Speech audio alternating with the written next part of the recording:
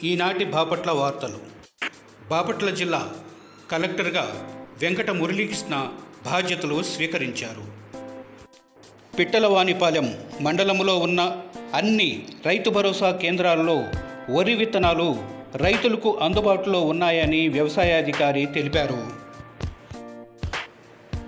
బాపట్ల తూర్పు సత్రం స్థలాన్ని ఒక్క అంగుళం కూడా అన్యాక్రాంతం కానివ్వనని బాపట్ల ఎమ్మెల్యే వేగేశ్న నరేంద్ర వర్మ అన్నారు.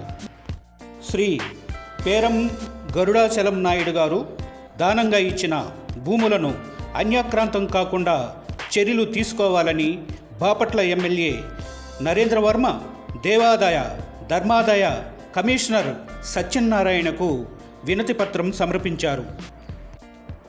జూలై నెల నుండి సెప్టెంబర్ వరకు అంగవైకల్య నిర్ధారణ పరీక్ష నిర్వహిస్తారని వైద్య ఆరోగ్య శాఖ ఓ ప్రకటన విడుదల చేసింది. సామాన్య ప్రజలను దృష్టిలో ఉంచుకొని సీఎం చంద్రబాబు ఒక కీలక నిర్ణయం తీసుకున్నారు. నిత్యావసర వస్తువుల ధరలు తగ్గించేందుకు తగిన కృషి చేస్తామని ఆయన అన్నారు.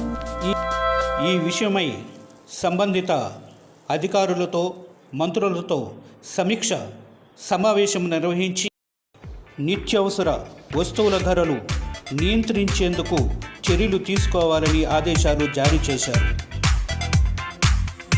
కోమలి గ్రామ అభివృద్ధి నా లక్ష్యమని సర్పంచ్ శ్యామల నాగిరెడ్డి అన్నారు.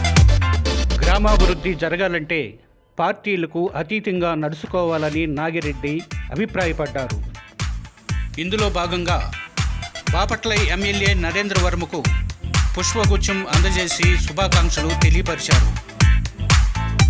డీజే బాక్సుల ప్రభావంతో బెంబేలెత్తుతున్న రోగులు.